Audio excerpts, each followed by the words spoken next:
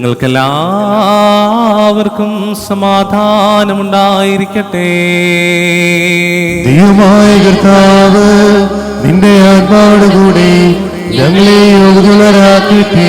ലോകത്തിന് ജീവന് രക്ഷയും പ്രസംഗിക്കുന്ന മത്തായി ശ്ലീഹ എഴുതിയ ജീവൻ നൽകുന്ന അറിയിപ്പായ നമ്മുടെ കർത്താവ് യേശു മിശിഹായുടെ വിശുദ്ധായവൻ കെലിയോ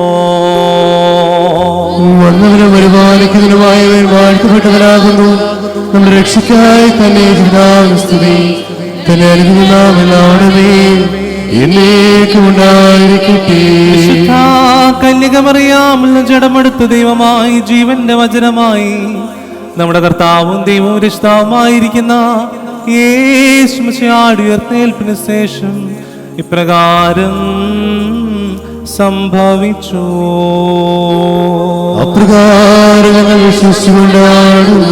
എന്നാൽ 11 ശിഷ്യന്മാർ ഗലീലയിൽ യേശുവിനോട് കൽപ്പിച്ചിരുന്ന മലയ്ക്ക് പോയി. അവനെ കണ്ടപ്പോൾ അവർ നമസ്കരിച്ചു. ചിലരോ സംശയിച്ചു. യേശു അടുത്തു ചെന്ന് സ്വർഗത്തിലും ഭൂമിയിലും സകല അധികാരവും എനിക്ക് നൽകപ്പെട്ടിരിക്കുന്നു.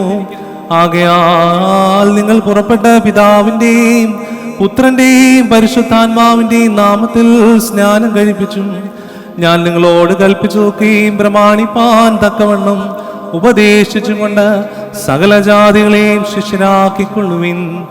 ഞാനോ ലോകാവസാനത്തോളം എല്ലാ നാളും നിങ്ങളോട് കൂടെയുണ്ട് എന്ന് അരുളി ചെയ്തു.